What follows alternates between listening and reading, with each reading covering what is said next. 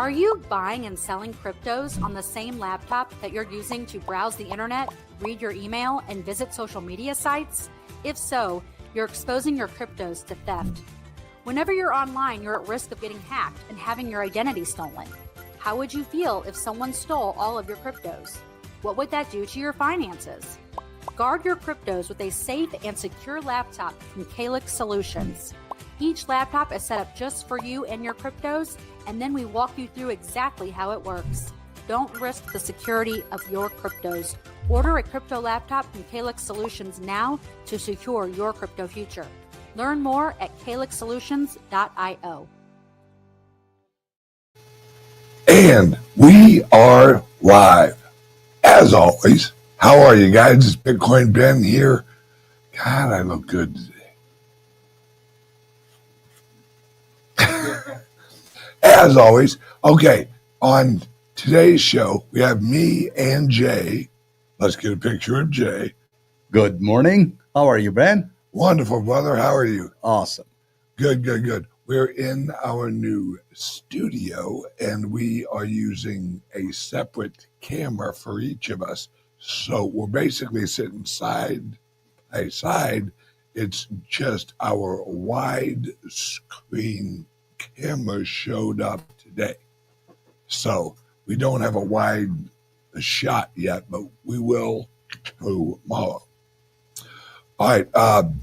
Today, what I want to talk about is basically Trump and also Saylor are going to an event called the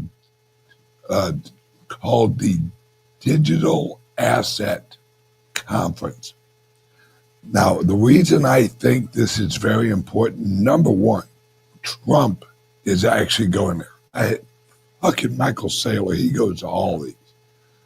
Trump is actually taking time, and it's very important you realize he's actually going to a digital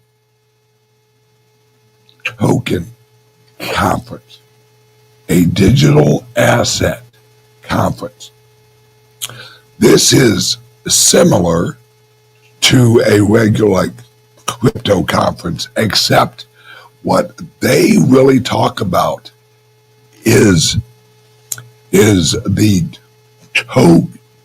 tokenization of everything, of land, of automobiles, of trust, of shares, of everything, like bonds, and everything will be tokenized. This hat eventually will be tokenized. I may not receive the actual token for this hat, but the place that actually makes this hat will have a token represented in their software as it was produced here. It used this and this and this in order to make it. The labor cost was this. The shipping cost was this. It was shipped from here to here on this date at this time, and they'll hold those records on a blockchain, actually called a sister chain, which is they'll actually use whatever, like Ethereum or Solana or Litecoin or whatever, to create what is called a sister chain. And that will be their private chain that they use for their company. Now, they can also issue a hats, token, where if you actually purchase a certain very high-end hat or whatever, you'll receive in a general wallet a token an NFT basically of your hat. Say you have a hat that is or was worn by, I don't know, some really famous, hockey player or baseball player, and it's actually signed. Well, that hat will have an NFT token with it. So you'll receive it, and that shows your ownership of the hat. And you'll have it in a private digital wallet on your CALIX Solutions laptop. That's one of the reasons I have told everyone, and why I launched the friggin' CALIX Solution company almost 4 years ago, because I knew we'd reach a point where your laptop is going to be your safe. You'll have assets that will only be represented in a digital form. Like music, we no longer use albums or CDs or anything like that. It's all on our phone.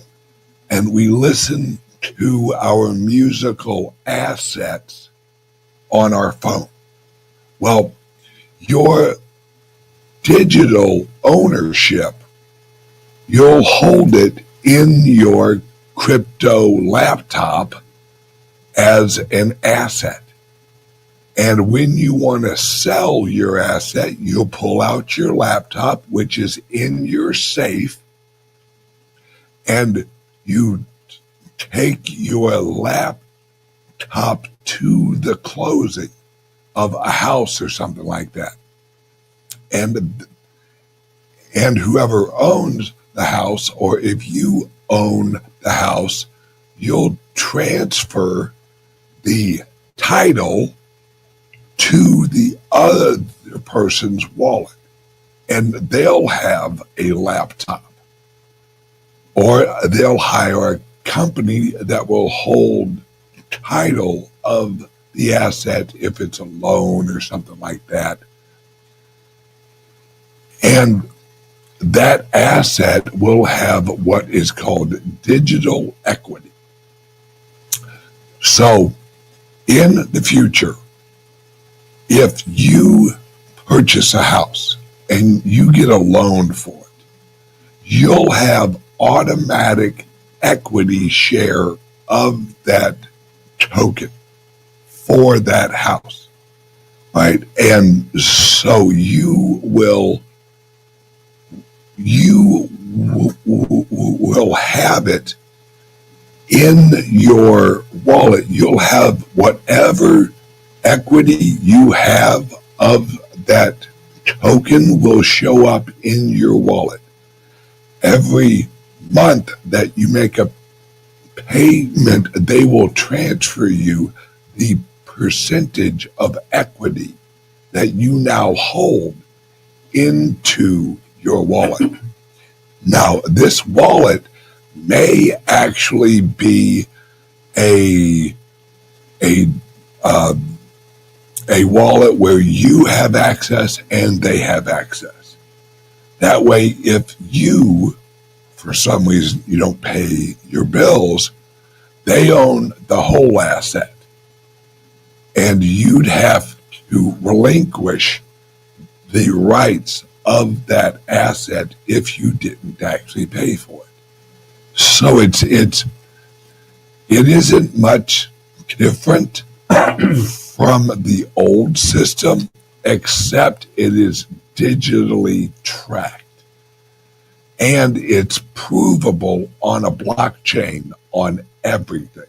So every single payment you make will show up in the blockchain, because you'll actually send a digital payment into the wallet or the smart contract of your loan against your digital asset representation of your property.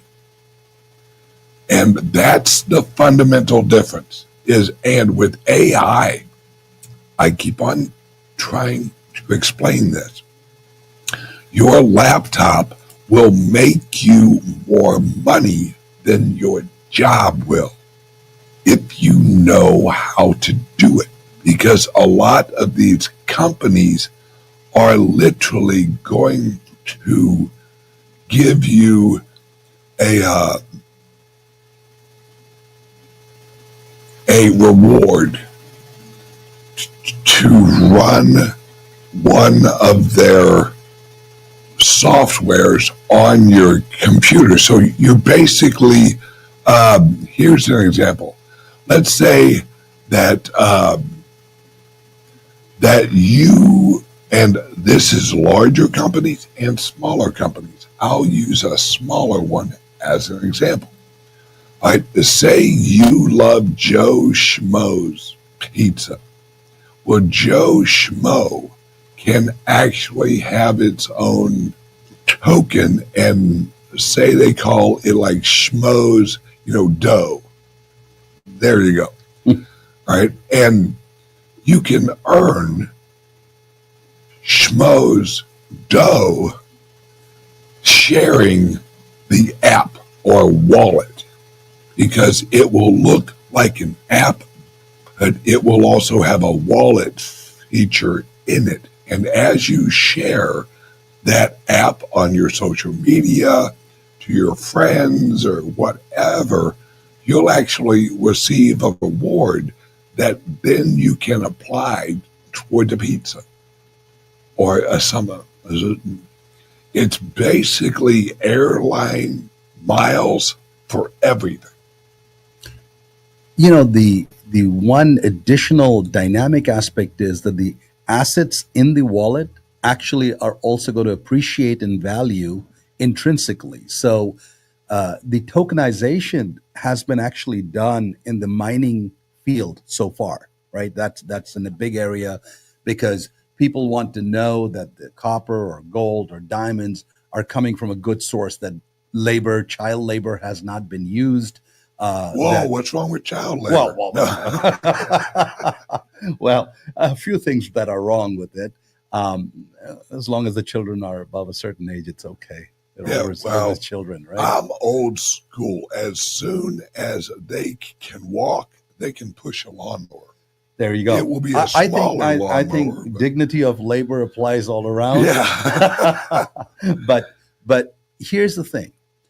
In mining, they created tokens which represents that underlying asset, which is, for example, land or the minerals under that particular piece of land. Here's what happens. When that land gets developed, and let's say they get power and light to that piece of property that you bought land, the value goes up of that land because now it has more resources on it, or when you build a house on it. So the underlying token is actually appreciating based on the intrinsic value of that piece of land appreciating. So when Bitcoin Ben is talking about this tokenization, it's going to happen in every aspect of our lives. This is what the digital economy is about, folks. It's about every asset being digitized through these tokens, and the appreciation of tokens, the rewards for the tokens, the digital rights for the tokens, and all the different blockchains that are going to be used for it. There'll be corporate blockchains tracking specific assets of the company. There'll be public blockchains that'll be used, like you said, for all kinds of public transactions to occur. There'll be government blockchains that'll be used for intergovernmental things. Billions and trillions of dollars are going to flow through these blockchains. But what is interesting now is that we actually have a history which is immutable, which you cannot change. Like that hat that he just talked about. Once that hat is on that signature, that the signature's on the hat, that specific hat became very valuable. That is being tracked forever and forever. So these are some of the, real valuable pieces that you can get a jump on. If you can get that laptop right now and start to really think about it as your asset base, you'll really understand the importance of it. Every one of these tokens that is being sold, for example, in the digital mining world, the money is coming into the company, but a token that is being issued is actually sitting in your wallet, in your electronic wallet. So this actually is turning out to be also a way to develop the economy, not just to sell products, but to actually gain investments. A lot of companies that need investment are actually going to the tokenization model. And historically, if you look at this, there's precedence to it, right? In the early days of the industrial age, you had metal, big steam engines, and metal was the underlying thing that permeated throughout society. That's where the value was. So the most valuable metal was gold. That became the standard. Now, fast forward to 1941, when oil became the standard for almost everything. Look around yourselves. In your room, you couldn't find a thing that doesn't have some form of oil or paraffin in it. From your carpets to your tables to wall paint, everything has oil in it, right? And so the petrodollar became the underlying thesis around which the economy valued itself. And the petrodollar continued all the way up to 1990, 92, when the digital world started to happen. Internet started to become the medium of buying stuff. More and more products. 30% of today's entire economy is purely digital. Songs, books, newspapers, subscriptions, software. When you look at a computer that you buy, even the value of that computer is not the iron and the steel and the aluminum pins, it's the digital value of it. Yeah, it's really reached a point where and literally Google this shit. YouTube produces more monetary value than all other media combined. Wow. Now, when you think about that, our show or our shows, our channel, the BB TV. We are on YouTube. We're on Roku. We're on Amazon. We're on all of these other platforms. And that, as we grow and as everyone grows, your network is your net worth. And that applies to everything. Everything has a aura of influence. Whether you are a pizza place, you have clients, you have a network. If you're on YouTube, you have subscribers. That's your network. If you're just a housewife at home and you have 180 something friends on Facebook, that's your network. So basically what is happening right now is, and as I've said since 2017 or 2016, is we are monetizing word of mouth in a way that has never, ever happened. We've never had the technology where you can be rewarded with currency for approving a product or sharing a product. And I've heard a lot of people like, oh, it's a multi-level marketing, and this and that. No, you freaking retard. All right. Everything is multi-level marketing. Multi-level marketing was actually, that term was created and negatized by Sears. because Sears didn't want that structure or that organizational structure to actually compete with their magazine. Like back in the old days, Sears, you could literally buy a house and they'd ship you a fucking house. Now you'd have to put it together once it showed up, but you could actually buy a house from Sears. And now they're out of business. Yeah, well, that's like Blockbuster. Blockbuster had a chance to actually purchase Netflix for like, what was it, $1 billion? Yeah, fucking retards. It's the lack of understanding that humans have two things that they always do. They always look for improvement and efficiency. If you can make something more efficient, you will. It's why you don't take the long way home unless your wife's been nagging at you and you're like, fuck that, I'm going the long way. You know, I'm in no hurry to get to that fucking place. It's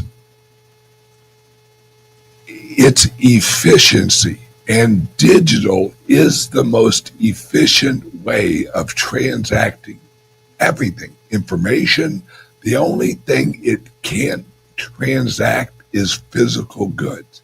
Now, you can ship using digital, exchanges or Uber Eats.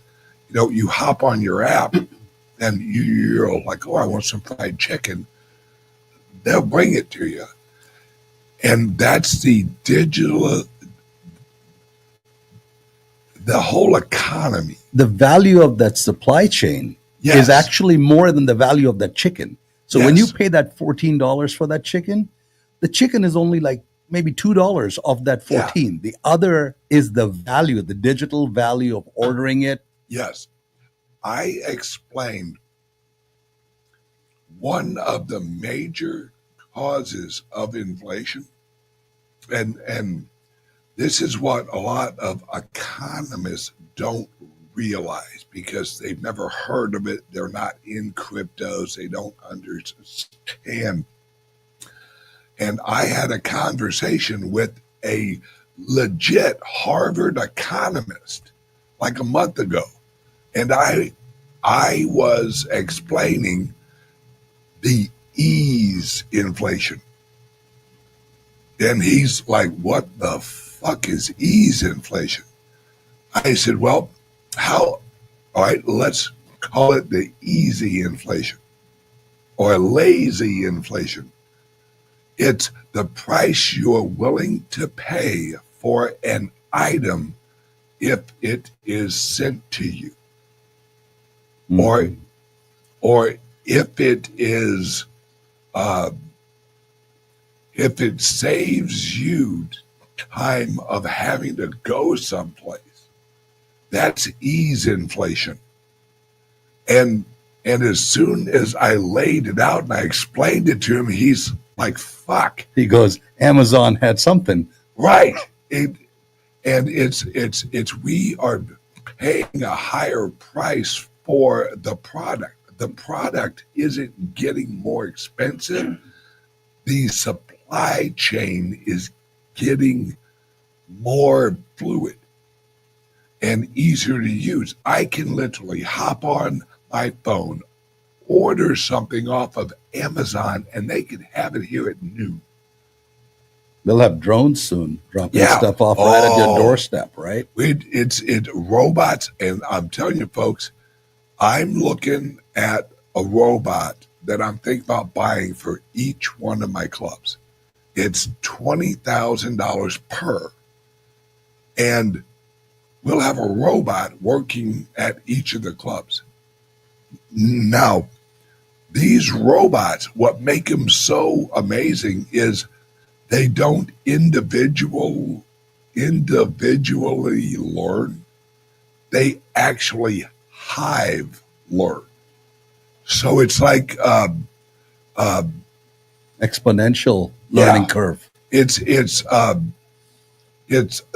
if we have a robot in our club here in Sarasota, and it's learning how to make coffee, it's learning how to help like move furniture. This is all AI and robotics. And folks, this is not 10 years down.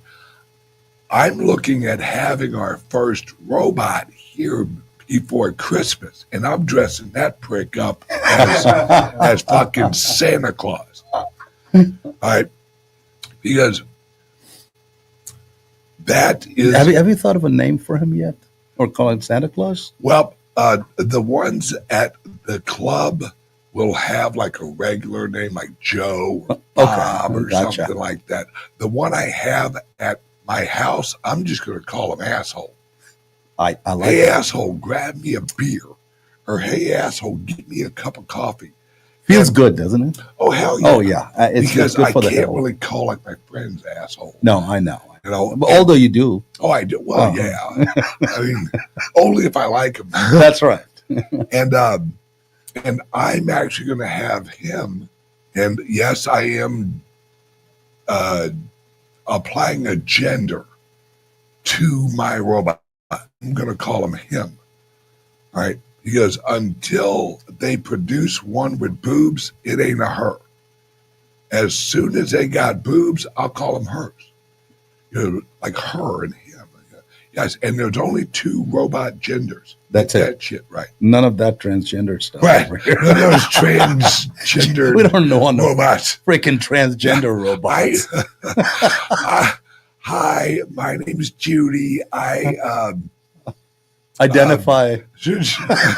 I identify as a toaster. You know, and I'm actually going to make them call me master. Oh, like that. It's just like it used to be in the old days. Exactly. You know? I am going to have robotic slaves. You're damn right. Hey, I bought your ass, some bitch. I have the token to prove it. Well, it's actually, it has to be thought through because the robots need to understand that we are the masters. Otherwise, really bad things can happen. Yep. And I'll slap the shit out of a robot. Yeah. And he goes, we need a digital slapping machine. Yeah, I wonder how we could do that. I could have one robot slap the other robot, then it's inter-robotic slapping. Yeah. Yeah, and that doesn't count as something bad. Yeah, I like it. Unless I hit them personally, I'm not really abusing them. I'm True. telling the other robot to slap the shit out of and we don't believe in all this verbal abuse stuff. Right. There's that no doesn't such thing count as verbal abuse. Yeah, exactly. It's because really, and this is why I say that I have never been verbally abused because I don't hang around long enough to fucking listen to it. As soon as someone gets aggressive or like, hey, asshole, I'm like, yeah, I'm out. Because if I don't leave, I'm going to slap the shit out of them. And then there's the real problems. Handcuffs, and next thing you know, I'm in jail for assault. So back to the digital economy, there are, in business, there are 2, like you said, this world is moving really fast right now. And those who learn efficiency and innovation are going to be the winners for tomorrow. And that's how new markets are. You're either inventing something completely new or it's a replacement market. You're replacing goods, services, convenience that's already there. And that's why I really think your idea about this easeflation is really important because the value is now in the network. The value is in the supply chain. The value is in the convenience. That is where the largest part of the value is attributed. Yeah. The actual product is 10, 28%, 10%. Because what humans are actually doing now is we're reaching a point in technology and in the human consciousness where we are valuing our time more than we're valuing our money. Because Or Profound. That's really profound if you Oh, really think about it. absolutely. And it's really the evolution of technology has brought us to this, because now everything's so easy. You can have them drop off chicken to your house, or you can order a car and they'll drop it off at your house. It's you don't have to leave your house unless you want to. Look at the evolution. The caveman had to go hunt stuff or grow his corn in order to eat a piece of bread. Then it became you could make it at home, Yep. and you just went to the supermarket to buy this stuff. And now it's like you just get the bread right when you want it, where Yep. you want it, without you having to leave your room. Yep. And at Schnucks is a grocery store up in St. Louis. I'll use something here in Florida, like Publix. You can actually go in there, and they have good, ready food that you can get. Just walk in, and if you order it on the app, they can deliver it to you. Now think about this. Ben, in your and my own lifetime, less than 30 years ago, if somebody said, you can talk to anybody anywhere on this planet at any time with this little thing called a phone, Yeah. we wouldn't have believed that. And today we live in a world where information and availability is around this entire planet, anywhere with it, you can contact. The same thing, folks, is happening to the physical world through this thing called the supply chain. Instead of moving information, it's actually going to move goods. And it's going to move goods from any point on this earth to any other point. Now, back in the days, when I was working with Cisco, one of the problems we faced, and this is not 20 years back almost, well, or 15 years back, the problem was that when somebody called in and says, hey, my router doesn't work, how can I get it to them in Singapore within 4 hours? That was the problem I was given. And this was back in 2000, right? And so we figured we couldn't ship it from San Jose.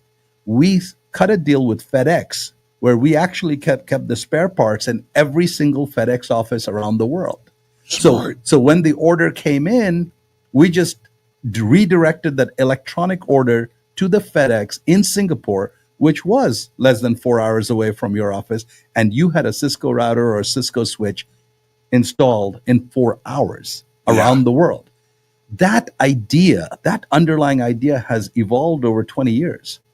And it's going to apply to every physical product, just like it applied to this phone. When you could access anybody anywhere on the planet, you'll be able to send anything you want to anyone or receive it anywhere on the planet. Yeah, we've reached a point. Oh, hang on 1 second, guys. Word from the sponsor. Ever wondered how safe your online activities really are? How secure is your digital footprint? In the vast realm of the internet, privacy and security are paramount. Without adequate protection, your personal data might be at risk.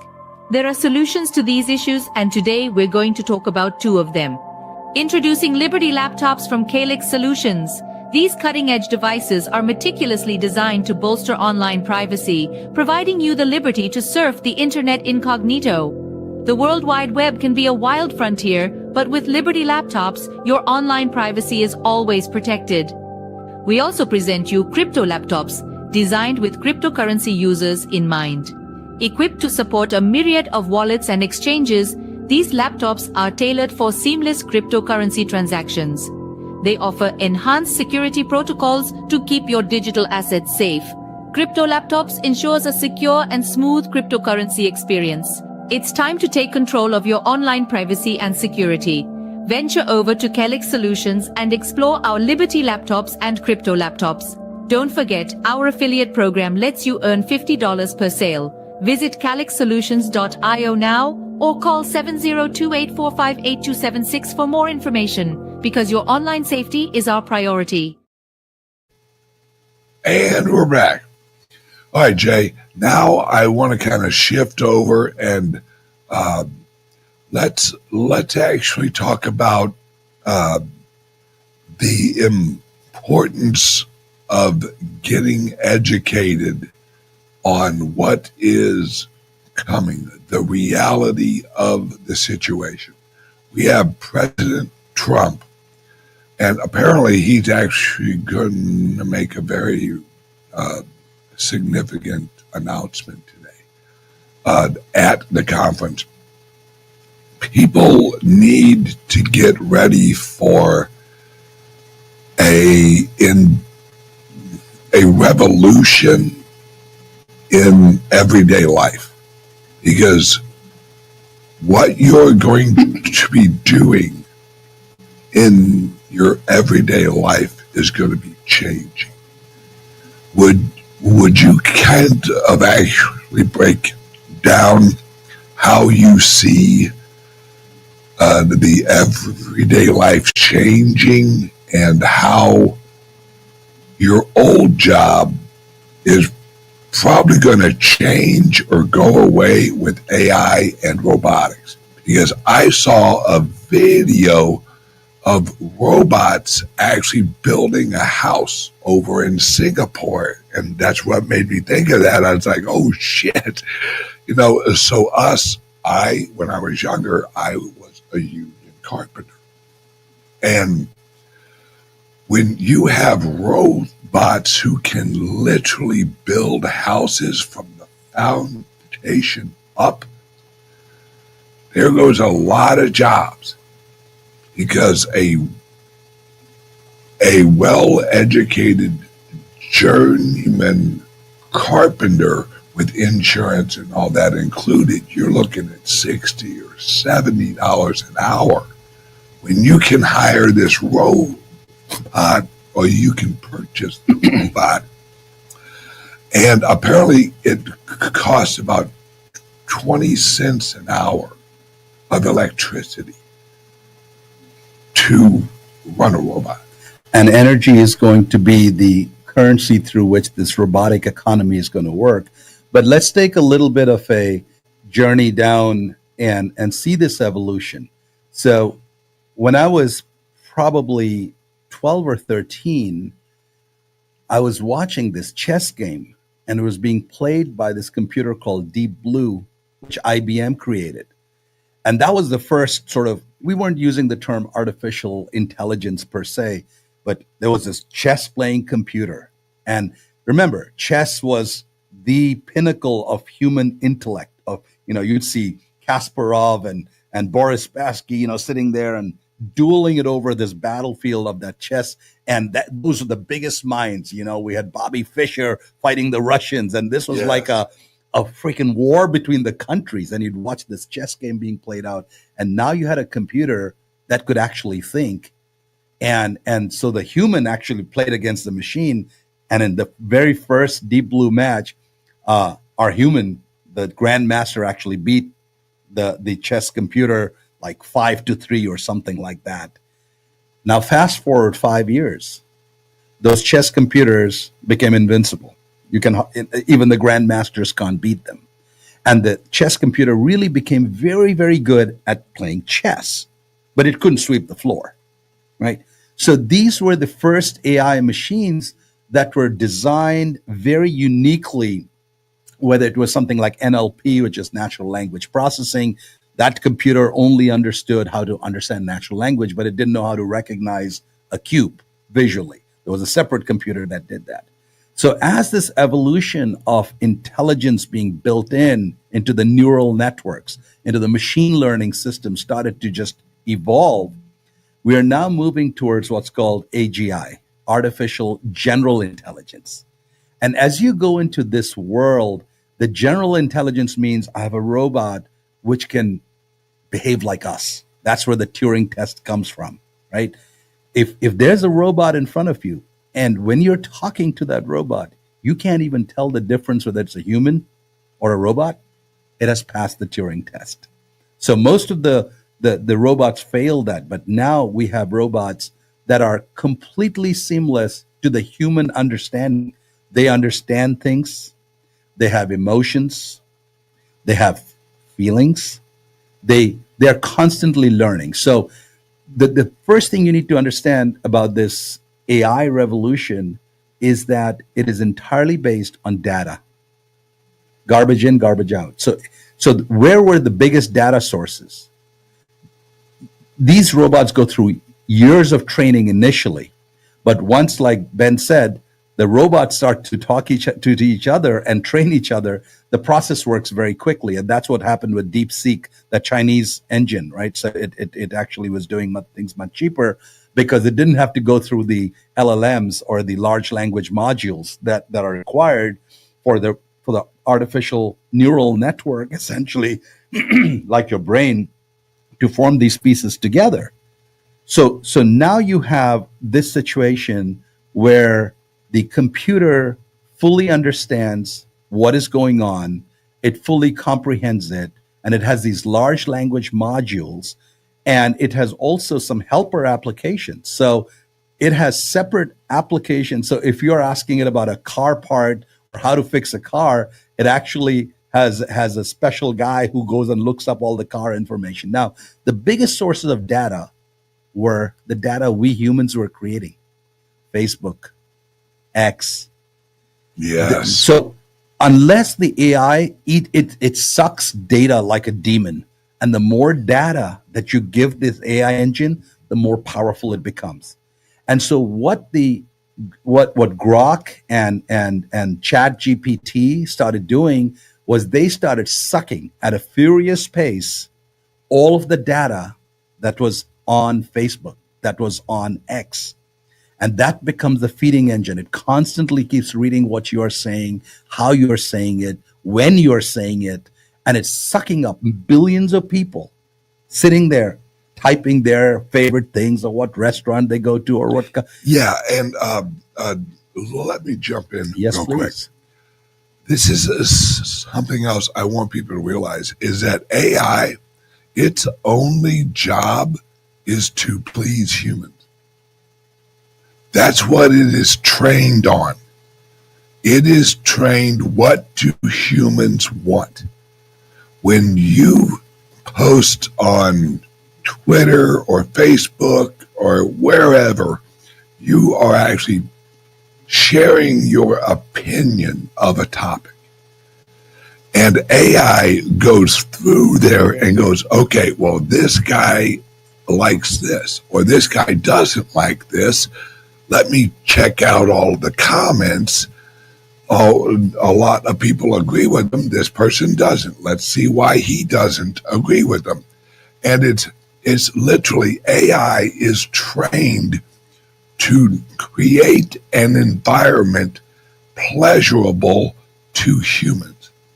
So a lot of people are like, AI is going to kill us. AI is going to fucking poison our coffee. You know, robots are going to rise up against it. No. Because without us, robots have no purpose. Right? That's the difference between a robot and a human, is we have purpose. We have self-recognizing and achieving of our own purposes, where a robot can have an activity it wants to achieve, but it has no emotional priority of each of its tasks. So a robot can have a list of shit to do, but a robot doesn't have the capabilities of creating an original agenda of something it wants to do, because want is an emotion. No matter what you think, human want is an emotion. It's linked with other emotions like greed or love or anger or fear. If someone's running at you with a gun, you want to get the fuck out of there because you're scared. You are fearful. Human want is the strongest emotion that we have, because it actually covers all of our emotions, and then we choose what will achieve what we want. Robots and AI, they don't have that. They don't have emotions, and emotion is instant prioritizing of your life in that very second. Because I could get up and say, well, all right, Jay, you handle it for a couple of minutes because I'm going to go take a piss, which I am pretty soon. And as I'm walking to the restroom, I could see to my left, oh no, my laptop's on fire. Well, that's going to cause an emotional reaction. So although my goal was going to the bathroom, my goal now is put out the fucking fire. You know, and at least right now, robots and AI don't have that priority in them yet. And they really don't have the emotional weight, or weights as they call it in AI. Mm-hmm. Because each thing or each event or each task will have a weight to it. How important is it? Is there an emotional weight? Is there a financial weight? If there is it a 1 or is it a 5? You know, and as I walked to the restroom, my emotional level to use the restroom is a 1. But as I look over and I see my laptop on fire, my emotional weight is a 5. Like, oh shit, I got a lot on that laptop. You know, so it's your weights or your priorities change in an instant. And AI can't, and robotics don't have the emotional ties of the history of everything yet. That's true. But that's going to require, I think, human integration into the AI network. Because literally, folks, don't think I'm fucking nuts with this. I know a company, speaking of hats, you will put on a hat at home or wherever you're at, and you'll be able to communicate with your robots through the hat, through thought. Don't think this is fucking science fiction, happening. Folks. I've already seen it. Neuralink. Right. Think of having Neuralink in a hat. Why wouldn't it work? It would. Absolutely. As long as you have sensitive enough sensors in the hat, and as long, because I saw it, you put it on, and there's a little button right in here that you press when you first receive the hat, and the hat scans your brain for Neuralink. And by the way, we've had that technology in fighter jets for many years. Yeah, where the fighter pilots can actually look at different planes and the bombs will bombs away.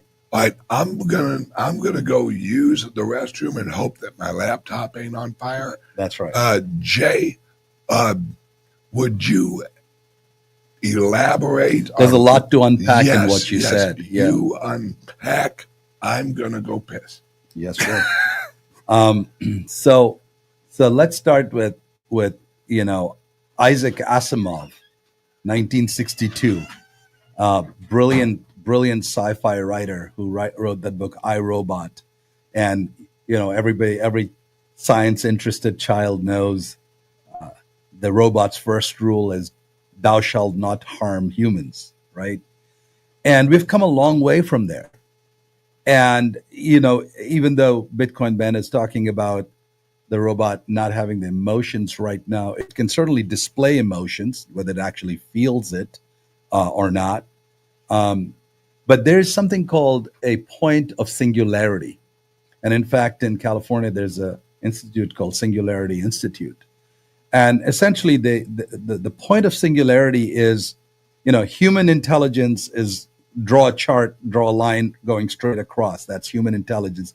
It has increased a little bit since the Cro-Magnon and the, Stone Age times, but not that much. The intelligence level has remained pretty constant. And then the robot intelligence, the AI intelligence, is going up exponentially. And at some point, those two lines meet. And that is called the point of singularity.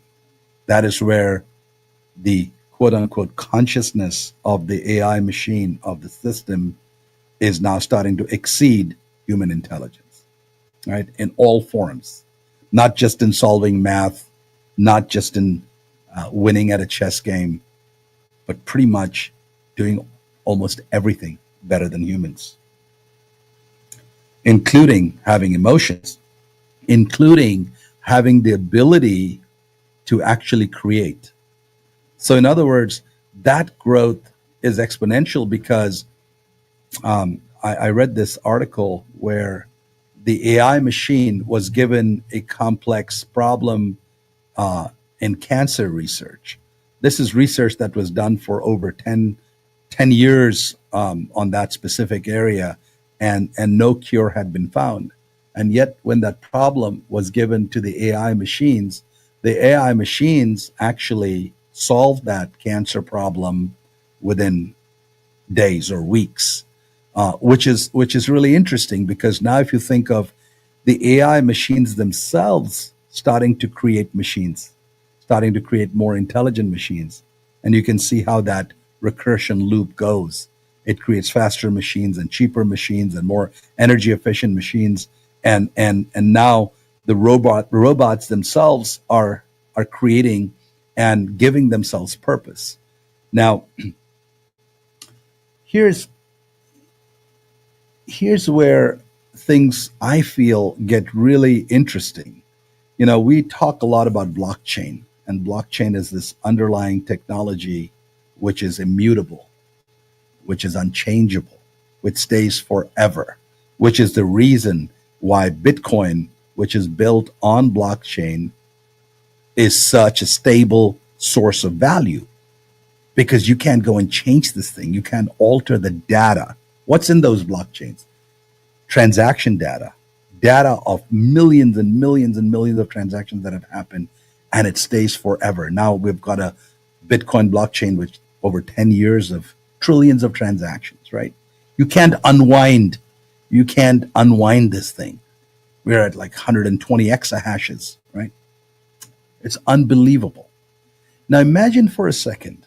Now I was talking about data being really important for the AI systems, because AI systems, and by the way, you can have woke AIs, because if you only train the only data that AI machine sees is from a leftist newspaper or a magazine, that robot is going to start behaving exactly in that manner. Which is why, as you know, Elon Musk realized that there is actually an existential threat that a lot of these AIs will be woke AIs. And therefore, he started Grok, even though he tried to go and say, hey, guys, there are ethical implications of AI that we need to really think as humans before we just headlong go into this thing. None of the other people wanted to hear it. They didn't want to hear Elon Musk. So he realized that the only way he can counter this is actually by having his own AI that will be trained on good data. So I think, what Ben is talking about is absolutely true, that they are here to serve us, but there have been many cases, by the way, where apparently the robot has gone rogue, especially in defense applications, where robots are being trained to carry, not just carry equipment for the soldiers. They're being trained to fight. They have these little robot dogs with guns on their back, and they can identify targets and start shooting. So now the robots actually do have the capability to hunt and kill. Fortunately, there hasn't been a large-scale incident where it started shooting at our friendlies.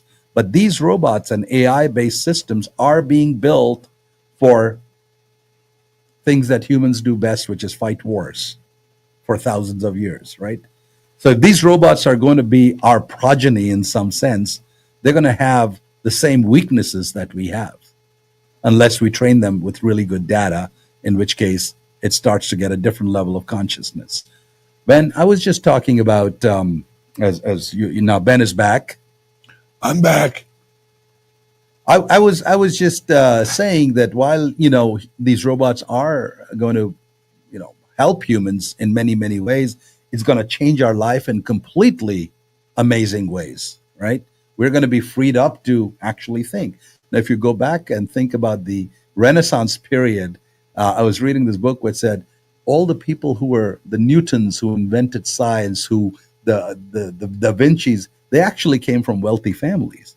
Because if you didn't have time, all you did was go to the fields and sow corn and go hunt for stuff. You didn't have time to think. So it is a privilege of the rich to actually think of greater thoughts. And the same thing's going to come back. When these robots start to do all the work, the menial work that we do, we as humans will be able to think of greater thoughts. Yeah, it's there's a reason we have technologically evolved as quick as we have over the last 180 years, because once we free up our labor, we now have creativity time. Knowledge economy. Right, exactly, knowledge economy. And we are reaching a point now where robots and AI are going to handle the shit that we don't really want to do. Because, mind you, when I was a union carpenter, I enjoyed it, but it was a job. There were many days out there in the hot friggin' sun that I didn't want to be there. And if someone would have said, hey, I can set you up with a laptop that will literally make more money for you than your job will, I would have hung that hammer up so fucking quick your head would have spun. Because humans don't really want to work at jobs we don't want, we don't care about. Now, this is why I have said on this show and on many interviews I have done, we are entering into the age of the entrepreneur, where everyone is going to be an entrepreneur. You'll have your own company or your own service that you will provide.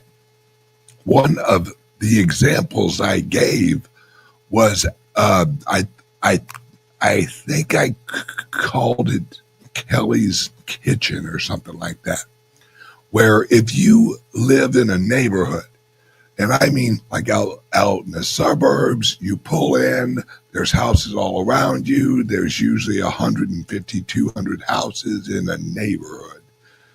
And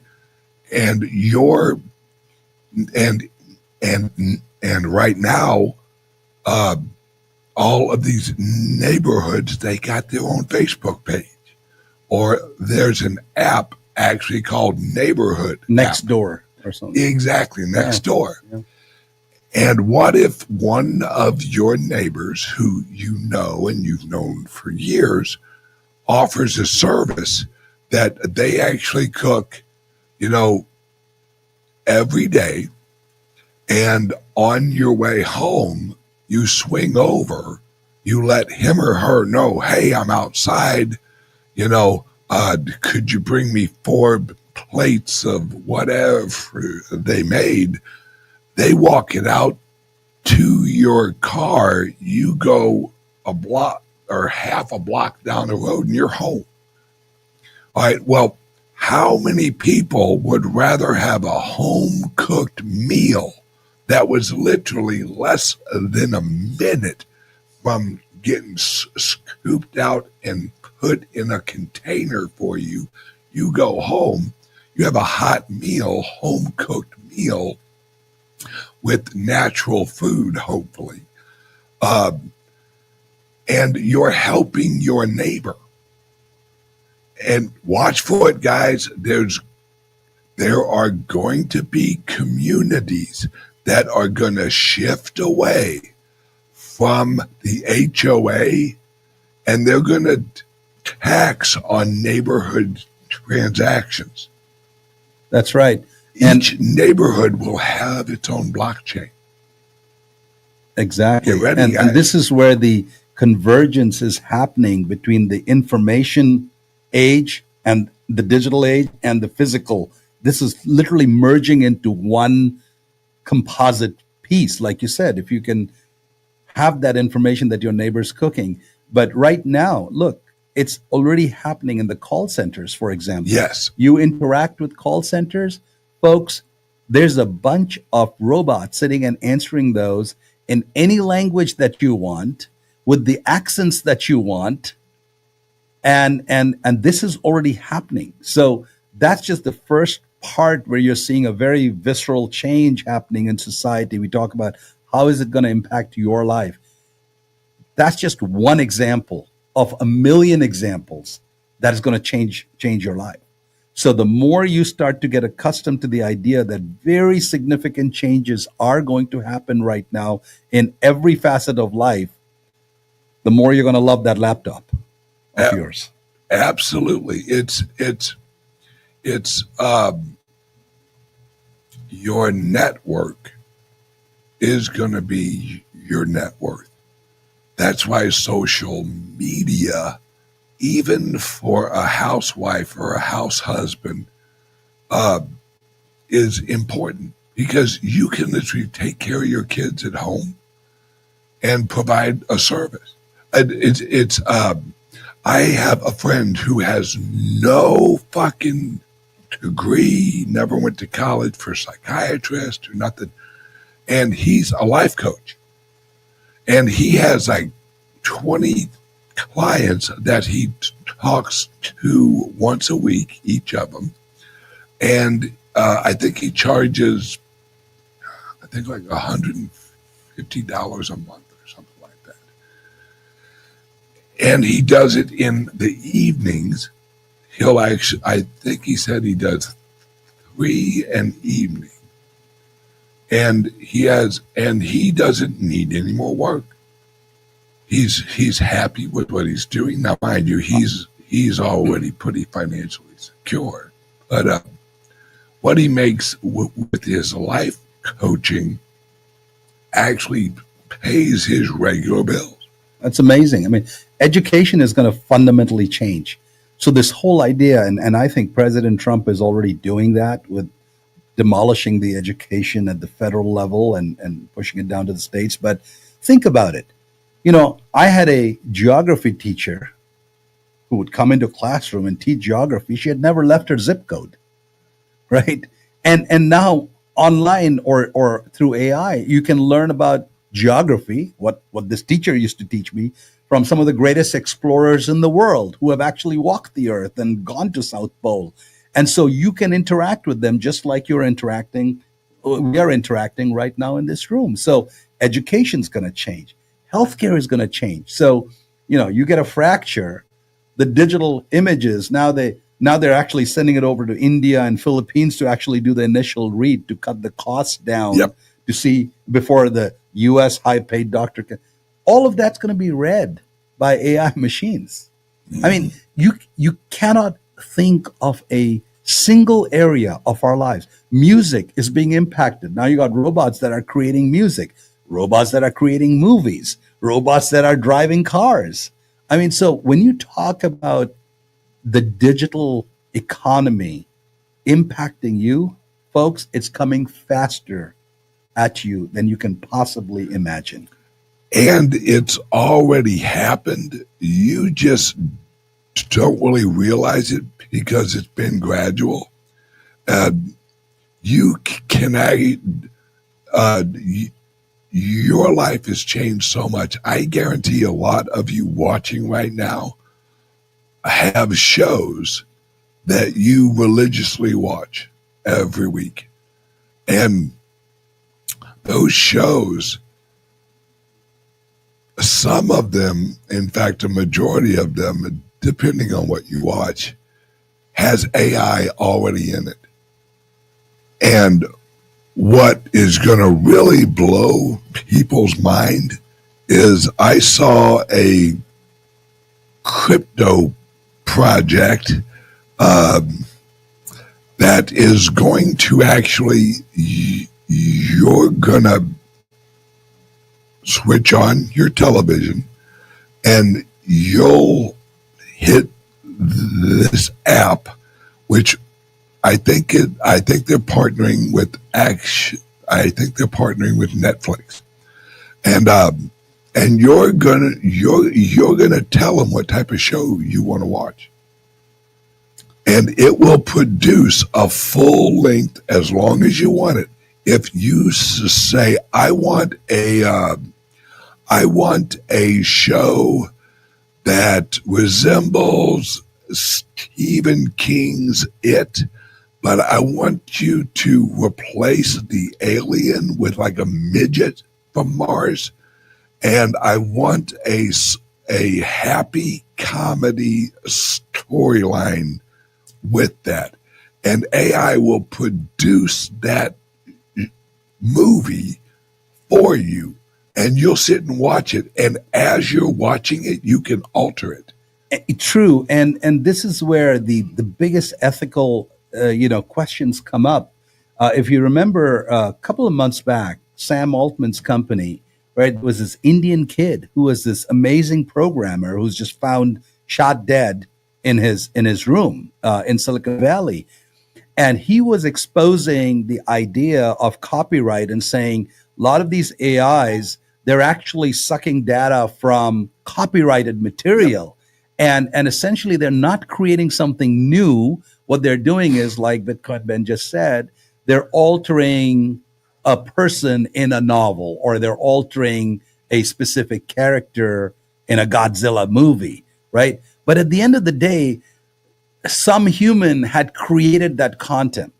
Somebody had put in a lifetime of work creating it, which is what all the copyright laws are about. So there's a lot of areas that will, legal areas, social areas, technical areas, digital areas that we need to go through this transformation as we go forward, because yes, AI can do all of those things, but we as a society really need to figure out, are we giving credit to the humans who did it?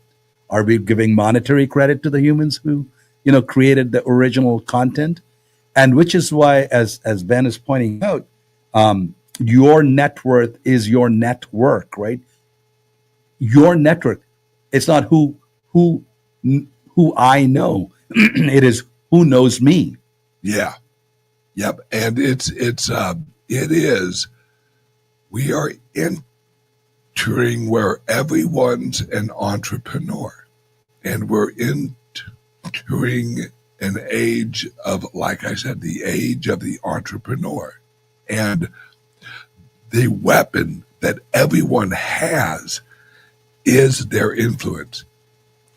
And influence is the new currency for the everyday people. Because in the old days, say 4 years ago, influence, it's exactly what rich people and wealthy people used to say. It isn't what you know, it's who you know. Well, just like you just said, it isn't who you know now, it's who knows you. And do they trust you? I said years ago, I remember back in 1991 when I first saw what would eventually be the internet. it was actually called, what was it called? It was actually like BBC or, Yeah. and it was a IRCs. chat board. IRCs. Yeah, IRCs. Yeah. And it was actually called Frogger, right? Like the old video game, except this was a chat board. And I remember my friend, John Kelly, shout out to John, showing me, he's like, look, I can talk to someone in Paris right now. And he'd send them a message and they'd reply. Now, mind you, this is back on the old beep, beep, beep, beep, beep. Yeah. So it took forever. And as soon as I saw that, one of the first things as it evolved in my mind was the internet is going to get rid of lying because you won't be able to lie anymore. Because I saw the evolution of verification, where if you post something on X and it ain't true, you're going to have a hive of motherfuckers going, yeah, that's bullshit. And here's why it's bullshit. And so the internet, as Wild West as it is, Wild West is good. Wild West is not a negative. Wild West means instant consequences or instant results. Mm-hmm. Because back in the Wild West, you fuck around, you found out real fast. Quick. Yeah. Right? When somebody shot your ass because you were acting a little fucking stupid. And that's why a lot of these Democrats are all up in arms, because X was allowed to, X continued to be taken private by Musk. And at a time when all the information censorship was happening across the 6 major companies, all owned by the same guys, the media companies. And ran by the CIA. With all the back doors and everything else. And now suddenly, these original documents. Who was that fella at X Schellenberger? Yes. Schellenberger, who started saying, they started looking at X and they saw the censorship that was going on the pre-Elon Musk X, right? Yep. And that started that whole avalanche of opening up. And now the JFK files are coming out, all 70,000 files, you know, and we have to go through and see who actually killed him. I still don't know who did, but I do. CIA. CIA and actually the Jewish Mossad. Well, with the help of Israel's special intelligence, Mossad, the Irish mob, because remember, the mafia is Italian, the mob is Jewish. Mm-hmm. That's why they're separate. They aren't interchangeable. You can't say, well, the mafia created Las Vegas. No, it wasn't. That was a mob. That was Jewish green organized crime. That's right. That launched Las Vegas. And by the way, it still is that way. People absolutely don't realize that. Oh no. It's absolutely true. And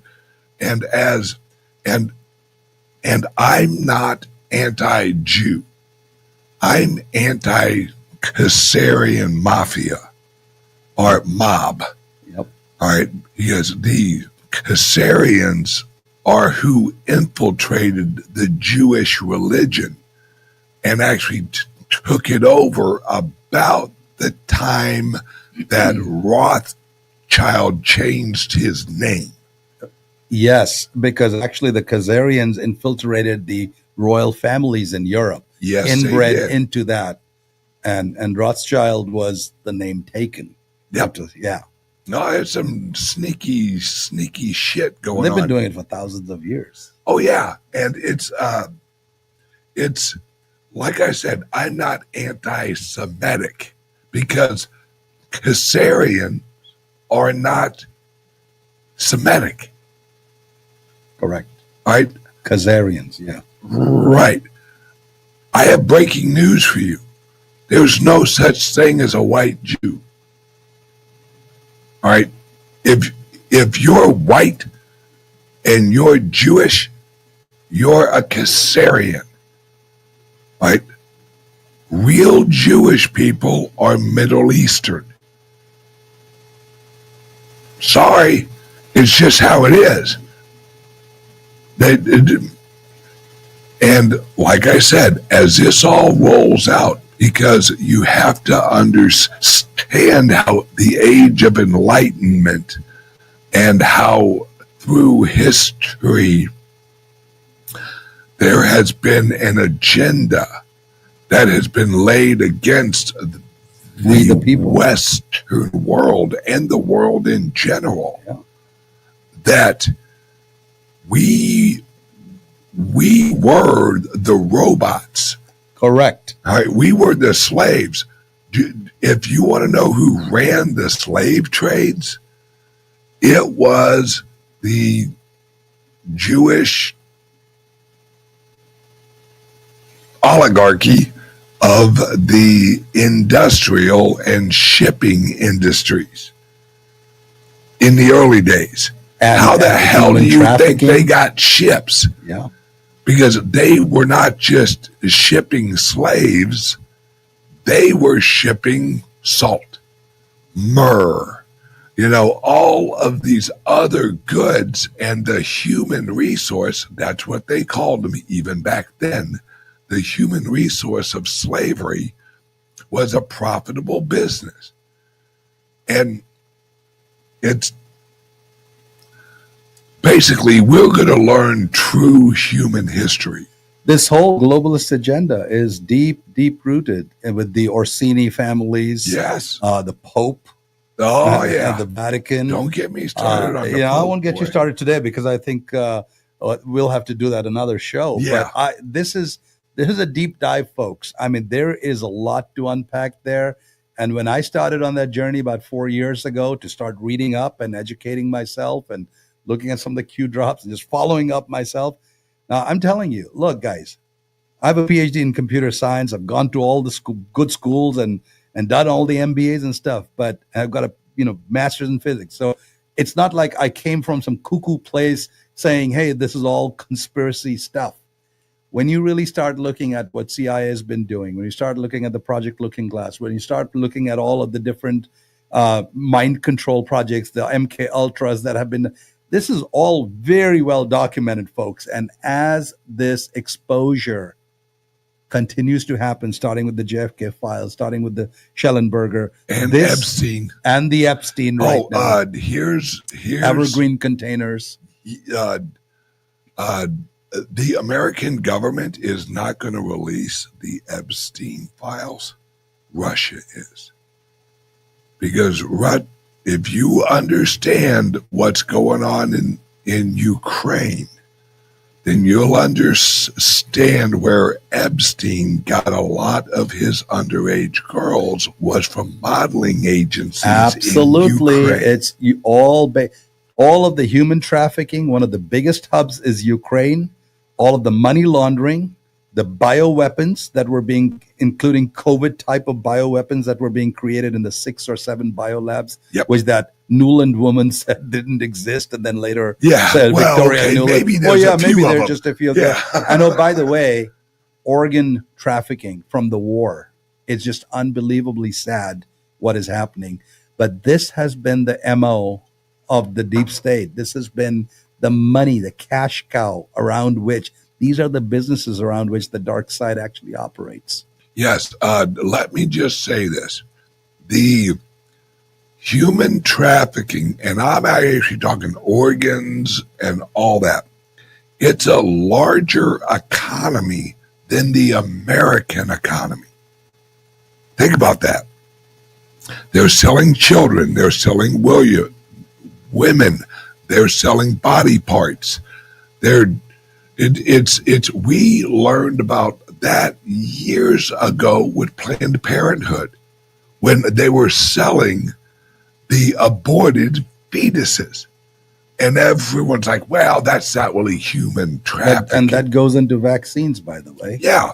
And the wars that's why it's necessary. So you look at even in the previous administrations, we have created wars because wars cause conflict, deaths, body parts, human trafficking, orphans.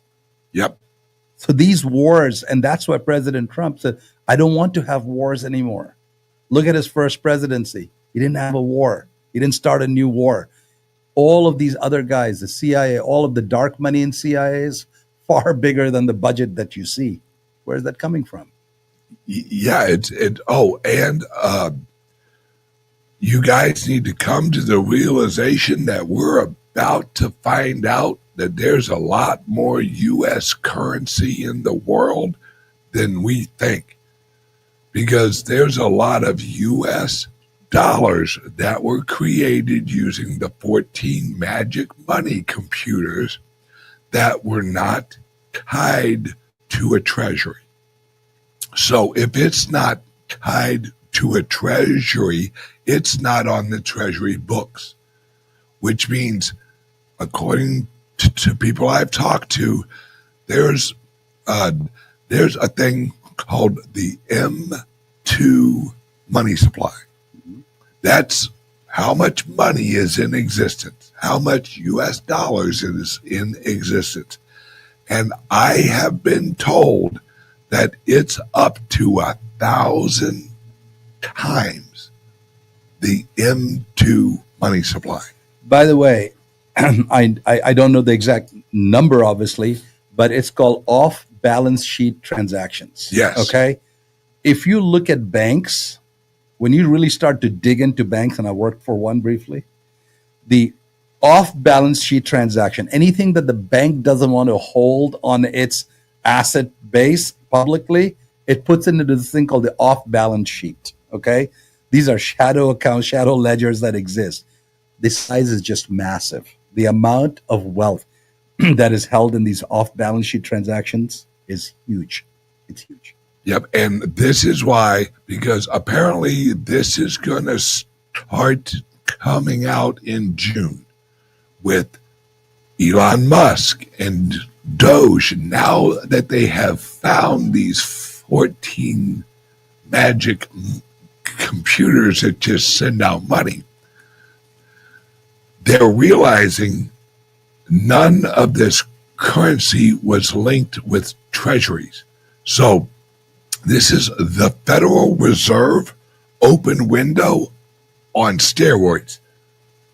They're sending out money that was never created in the Federal Reserve system. It's just digital dollars. And most of our audience already knows the Federal Reserve is neither federal nor a reserve. It's privately owned money printing shop, and that's all it is. Exactly. They are the only entity legally capable of counterfeiting our currency. Certainly devalued it. Absolutely. And that's why I'm telling you guys, you need to get some Bitcoin. Now, the altcoins are good and they're going to have their time, but I'm telling you now, get some Bitcoin. Jay, would you explain our programs of how we can help them at the club? And don't forget, we now accept that if they have a credit card and they want to purchase over $5,000 worth of Bitcoin, no KYC, they can actually give us a call or send us a text, and we will get you your Bitcoin. Look, folks, club members of the Bitcoin Ben Crypto Club, you have an opportunity for a great financial future by investing in Bitcoin today. And we absolutely encourage every one of you to at least get 0.1 Bitcoin, get more. But you need to be able to do that because that Bitcoin might buy you a house, not in the distant future. So we have two programs in place right now. One, which Bitcoin Ben just talked about, we have a bulk Bitcoin purchasing program available only to our members. So if you have a credit card, if you have a debit card, if you have a checking account, and you want to buy Bitcoin, you can simply wire us that money. I'll provide you the information about the wire when you contact us. And every Tuesday, we tally up all the money. Tuesday, 5 p.m. is our cutoff. And we buy bulk Bitcoin, no KYC, from our Bitcoin purchase partners. We then distribute out your portion of the Bitcoin directly to the wallet of your choice the next following Monday. So this is a program that is available to our members. We already have a number of members who have participated and continue to participate in these programs. We do not have a limit. We have had people buy $50,000, $100,000, $200,000 worth of Bitcoin. So we have the ability to execute on large orders. So if you have desire to get into the Bitcoin purchasing program, please contact us at that number over there, 941-413-6920, and give that information. It'll come to me, and I'll be happy to take it from there. The second program we have is our loan program, and that many of you have already participated in. In fact, I just heard that we have well over 85 members, or 92 members actually, who have already been sent the application forms, who have made the request. And as these applications go directly, we have a lending syndicate, a group of banking and financial companies that are working with our club to provide loans directly to our members. And there are two kinds of loans. So we negotiated a 0% 2-year, 0% APY 2-year loan on a credit card. So it's like as if you're getting a card with a 2-year 0%, right? And that is anywhere from, you can qualify from $10,000 to $250,000 if your credit score is above 680. It's still the underwriting that'll be done by the bank, but you can qualify for the 0%, which is essentially free money because you're not paying any interest. And if you buy Bitcoin, which appreciates, you're getting the complete difference in the appreciation of Bitcoin value at no cost. The other program on the same application is a term loan program, which is essentially borrowing as if you were borrowing to buy a car. So that has monthly payments. It has an interest rate, but the terms can be 3 to 5 years, which means that the monthly payments will not be as high. So you can borrow $250,000 on a term loan from these banks if you qualify, and you can invest that money. You can buy Bitcoin if you so choose to. So please do look into these programs. We want every member of our club to own Bitcoin. It doesn't matter if you can buy 0.01 or 0.1 or 1 Bitcoin. It is important that every member of our club, the Bitcoin Ben Crypto Club, has some holdings in Bitcoin. It's really important, and we're doing everything we can to enable you guys to do this as easily as possible. All right, guys. Let me just kind of summarize what he said. Is very simple. If you have a credit card and you want to purchase some Bitcoin, give us a call, 941-413-6920. If you want a loan to purchase some Bitcoin, give us a call, 941-413-6920. If you want a big loan that you pay over, I think, like 4 or 5 years. 3 to 5 years, yeah. Yeah.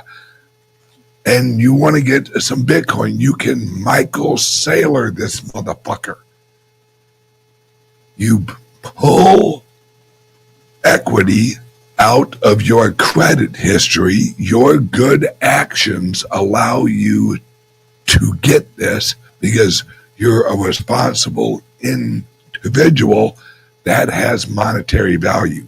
Your credit score can make you rich. this is one of the ways of how you do it. You actually purchase, let's say you get like 25 grand worth of Bitcoin. That's about 0.33% of a Bitcoin. And you hodl that friggin' Bitcoin for 2 years or 5 years. How much is that going to be worth in 5 years? All right. Elon Musk and actually Michael Saylor just revised his that he thinks that actual Bitcoin within a year or two will be $2.5 million.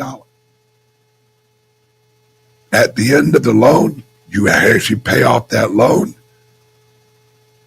You got you got free Bitcoin. Learn how to play on house money, and house money is leveraging your good credit, which is, I guarantee if you use your good credit and you go purchase a car, that car is not going to quadruple in value over the next 2 years. The Bitcoin will. All right, guys and gals, we're going to wrap this up. This has been a long episode. Everyone, give us a call. 941-413-6920 and get you some Bitcoin. As a member, no KYC. Fuck the government. Love you guys. Everyone have a great day, and I will see you guys tomorrow. Woo! Introducing the Liberty Laptop, your gateway to online anonymity. Engineered with your privacy in mind, the Liberty Laptop comes equipped with cutting-edge security features, ensuring that your data remains yours and yours alone. No more worries about your personal information being shared without consent. Say goodbye to prying eyes and third-party snoops. Enjoy your online freedom with advanced privacy settings, protecting your every digital move, all at your fingertips. With the Liberty Laptop, you control what others see and don't see. We customize your privacy settings and let only what matters most to you be shared. No more concerns about unwarranted surveillance. We put the power back in your hands. No unwanted access through the laptop's camera and microphone. Powered by the latest technology, the Liberty Laptop ensures performance while respecting your personal boundaries. The Liberty Laptop. Your control. Your privacy. Your world. Visit calixsolutions.io to experience true personal freedom today.